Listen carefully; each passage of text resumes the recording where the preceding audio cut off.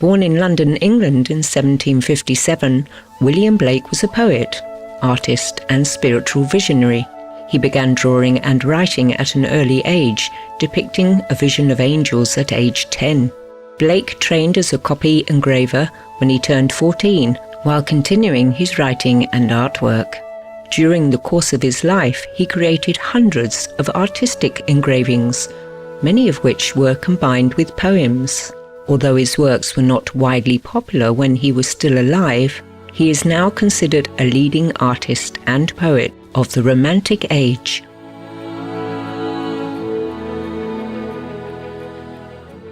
William Blake was also an inventor.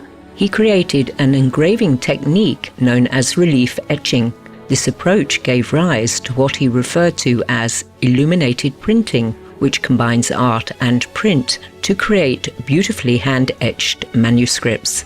English author Alexander Gilchrist stated in his book, Life of William Blake, 1863, that Blake neither wrote nor drew for the many, rather for children and angels, himself a divine child whose playthings were sun, moon and stars, the heavens and the earth.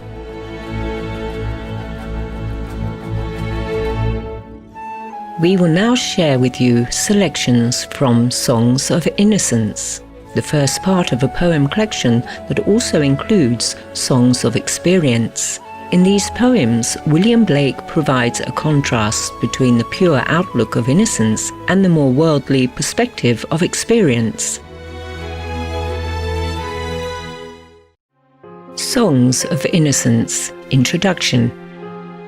Piping down the valleys wild, piping songs of pleasant glee, on a cloud I saw a child, and he laughing said to me, "Pipe a song about a lamb." So I piped with merry cheer. "Piper, pipe that song again." So I piped. He wept to hear. "Drop thy pipe, thy happy pipe. Sing thy songs of happy cheer." So I sung the same again, while he wept with joy to hear. "Piper, sit thee down and write in a book that all may read." So he vanished from my sight, and I plucked a hollow reed, and I made a rural pen, and I stained the water clear, and I wrote my happy songs every child made joy to hear.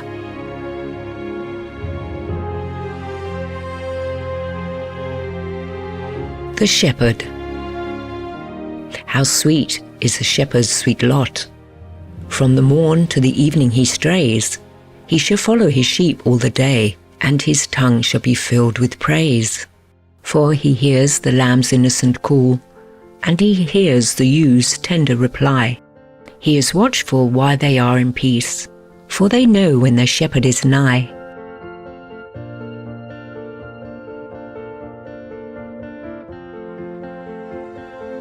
The Echoing Green.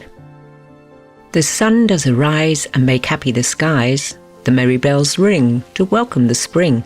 The skylark and thrush, the birds of the bush, sing louder around to the bell's cheerful sound, while our sports shall be seen on the echoing green. Old John with white hair does laugh away care, sitting under the oak among the old folk. They laugh at our play, and soon they all say, Such were the joys, when we all, girls and boys, in our youth time were seen on the echoing green.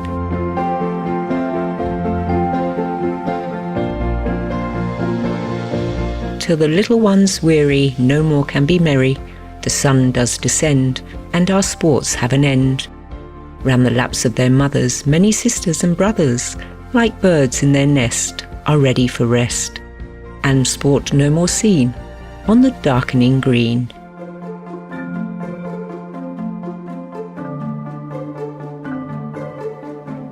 The Lamb. Little lamb, who made thee? Dost thou know who made thee? Gave thee life, and bid thee feed by the stream and o'er the mead. Gave thee clothing of delight, softest clothing, woolly bright.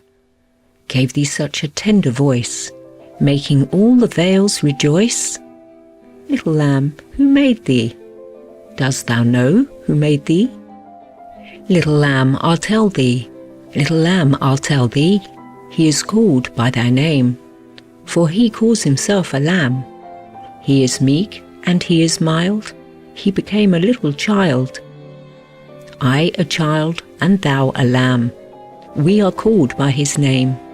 Little lamb, God bless thee. Little lamb, God bless thee.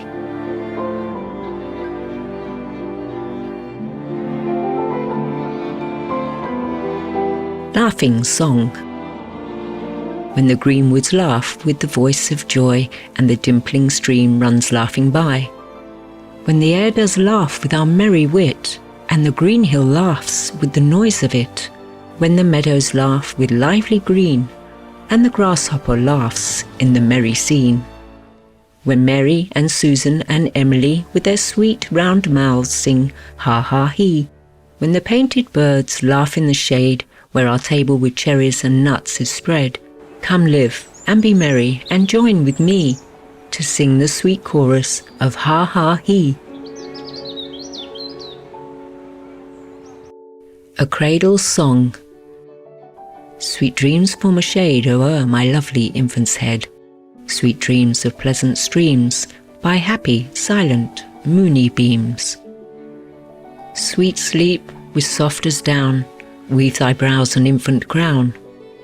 Sweet sleep, angel mild, hover o'er my happy child. Sweet smiles in the night hover over my delight. Sweet smiles, mother's smiles, all the livelong night beguiles. Sweet moans, dove-like sighs, chase not slumber from thy eyes. Sweet moans, sweeter smiles, all the dove-like moans beguiles.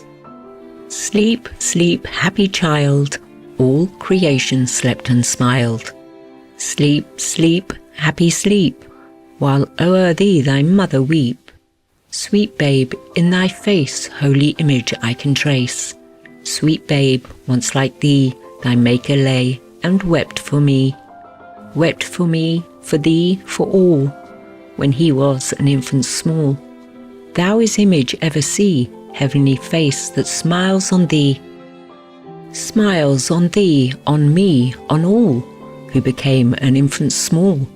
Infant smiles are his own smiles, heaven and earth to peace beguiles. The Divine Image. To mercy, pity, peace and love, all pray in their distress, and to these virtues of delight return their thankfulness. For mercy, pity, peace and love is God our Father dear, and mercy, pity, peace and love is man, his child and care. For mercy has a human heart, pity a human face, and love the human form divine, and peace the human dress.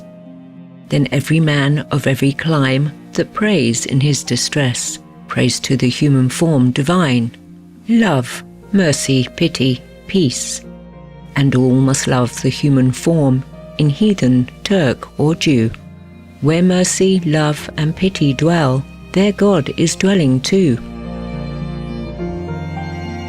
Night. The sun descending in the west, the evening star does shine. The birds are silent in their nest, and I must seek for mine. The moon like a flower in heaven's high bower, with silent delight, sits and smiles on the night. Farewell, green fields and happy groves, where flocks have took delight, where lambs have nibbled, silent moves the feet of angels bright. Unseen they pour blessing and joy without ceasing on each bud and blossom and each sleeping bosom. They look in every thoughtless nest where birds are covered warm. They visit caves of every beast to keep them all from harm. If they see any weeping that should have been sleeping, they pour sleep on their head and sit down by their bed. When wolves and tigers howl for prey, they pitying stand and weep, seeking to drive their thirst away and keep them from the sheep. But if they rush dreadful, the angels most heedful receive each mild spirit new worlds to inherit. And there the lion's ruddy eyes shall flow with tears of gold. and pitying the tender cries, and walking around the fold, saying, wrath by his meekness, and by his health sickness is driven away from our mortal day. And now beside thee, bleating lamb, I can lie down and sleep, or think on him who bore thy name, graze after thee and weep. For washed in life's river, my bright mane forever shall shine like the gold, as I guard o'er the fold.